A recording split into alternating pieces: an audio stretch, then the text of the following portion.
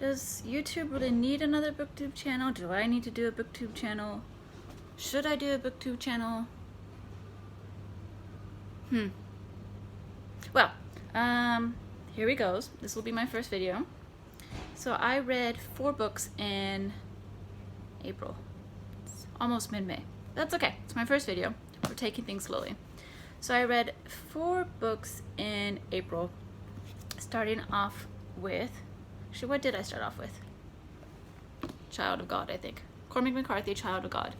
I haven't read a Cormac McCarthy in over 10 years, I would say. I like Cormac McCarthy. He has a simple style of writing, super American, super in your face, upfront, no frills. And it's so easy to read. It's so easy to just turn the page and keep going. Doesn't matter how horrible the topics he writes about. Doesn't matter how distraught you're gonna end up by the end of the book. It's just it's easy to read, and I think that's what makes it so powerful. So Child of God is basically about this one man who basically was initially accused of rape, but rape he never did, and because of that he gets ostracized from his town. So middle America, you know, there's not really much you can do. So he becomes ostracized, and little by little with the ostracism, his just behavior just gets worse and worse, and more vile and more dangerous and more just, I mean, seeped in this darkness and seeped in this, how to put it, just seeped in this sense of evil. So it's very much a book about man and how sometimes it's just man is who he is. There's just sometimes there is a trigger which might have caused it. Sometimes it's just, you know what, it's nature. Man is evil, nature is evil. Society, once you're in certain kinds of society, doesn't matter what's gonna happen. I mean, whether it's nature, whether it's man, you're just, bad things are gonna happen. So this was quite good.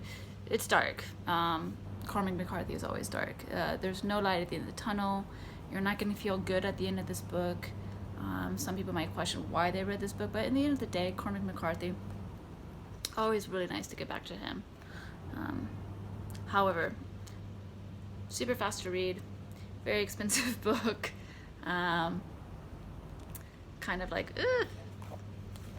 So the next book I read was another American book. I decided to stay with the American theme.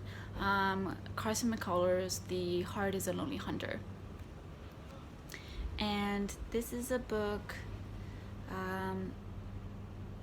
I was surprised by my reaction of this. So it's about the American South in the 1940s, about, I would say. When was Carson McCullers born? She was born in 1917, so yeah, 1940s is when she wrote this book. And it's about the American South. It's about the poverty in the American South. It's about the Black experience in the American South. It's about just the way of living at that time, and basically it follows 4 different characters,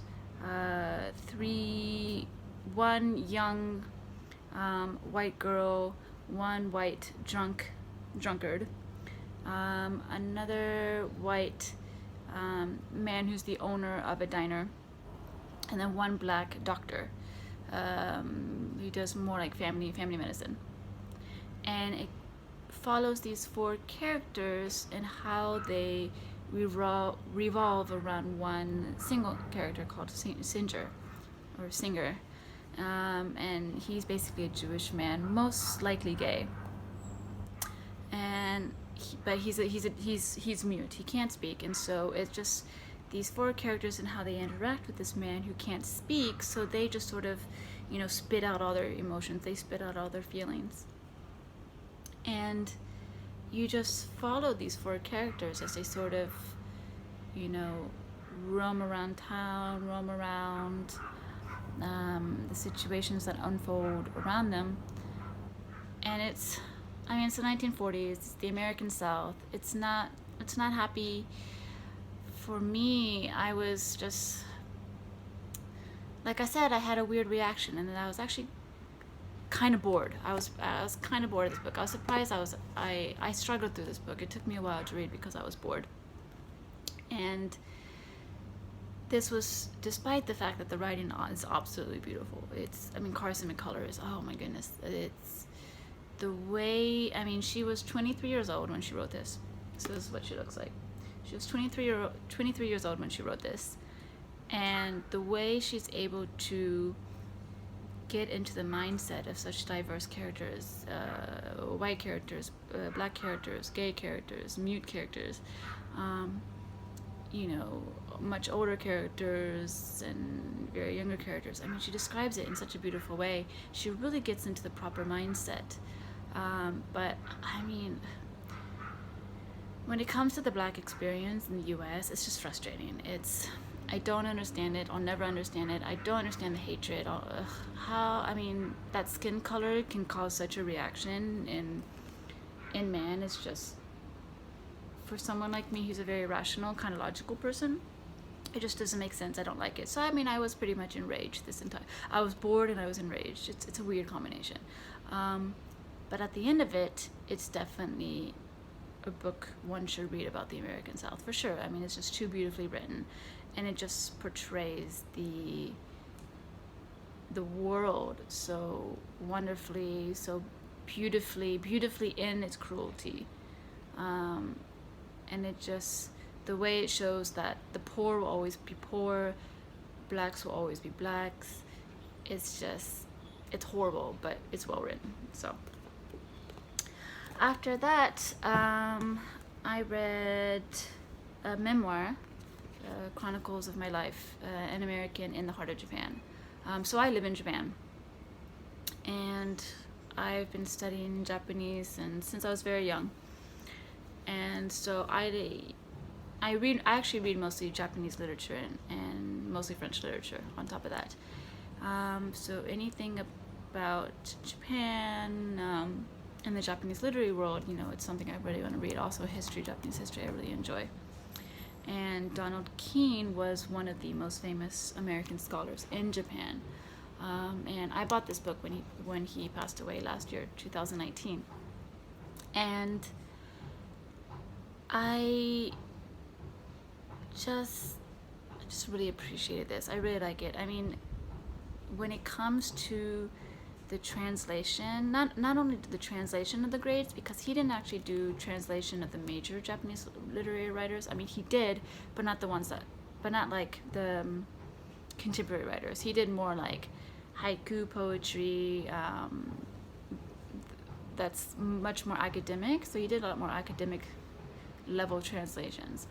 But he is very much responsible for the Japanese literary greats, Kawabata, Oe, Mishima, Abe, Tanizaki, Oe.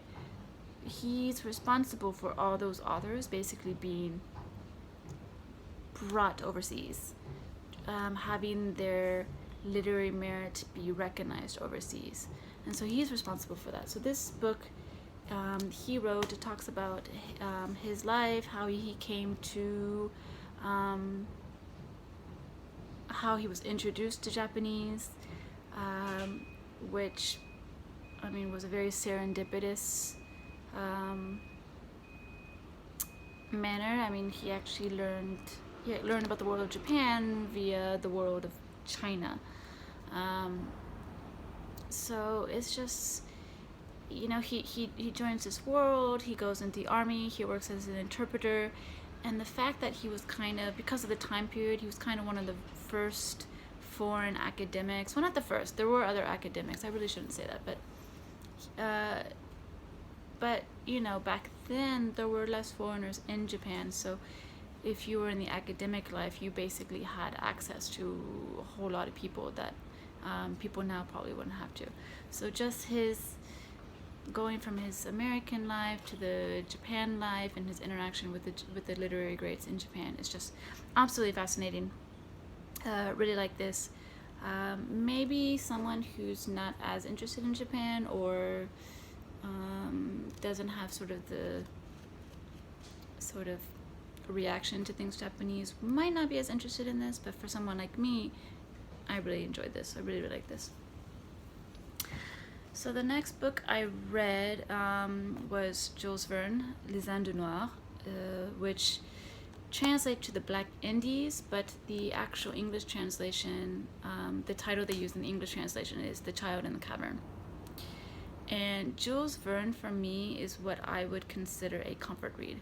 A comfort reader, so it's a comfort author, an author that I go to when I want to read something whimsical, light, adventurous, well written, and to basically when I want to be transported to another world and really have fun in it, I'll read a Jules Verne.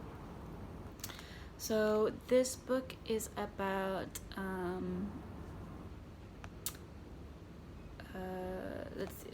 James Starr, who receives a letter from a former foreman with whom he worked with in a mine in Scotland, and he receives a letter saying the mine was closed because there was no more coal left, and so he receives this letter 10 years later from the former foreman telling him to come back. And then, but only a few hours later, he gets another letter that says, never mind, don't come here, please don't come. But that letter wasn't signed, so it's kind of like, which one is it? But he decides to go back to the mine anyway to meet his friend. And they go down into the mine, and they realize that the foreman basically discovered a new tunnel in the mine that actually leads to the possibility of more coal and leads to the possibility of reopening the mine. But it seems like there's something in the mine that's trying to stop them. So it's just a sort of, very Verne, very whimsical fantasy. It goes into this mine world, but surprisingly, this is actually quite different than, I found this one quite different than his other works, in such that usually Verne explores the unexplorable, the depths of the earth, the depths of the ocean, the depths of the skies, especially when you take into consideration the time period in which these books were written. And he writes usually about these inexplorable places that creates this really big sense of wonder. But interestingly enough, the sense of wonder in this book doesn't really come from the mine, it comes from the outdoor world. And I'm not going to say why, because that spoils the book. Although, it's fairly obvious. Verne is, it kind of follows a proper outline, a pretty predictable outline. But in a way, it actually shows the beauty of our world, our real world, the world above the surface of the earth, or on the surface of the earth. So really enjoyed that. As always, Verne is just one of those authors I just love to go back to. I can pick up, read whenever I want, and I know I'm gonna have a good time. So that's it. So those are the 4 books I read in April. And basically that's gonna conclude my first video, and let's see how this goes. Let's post it and see what happens. Thanks for watching. Bye.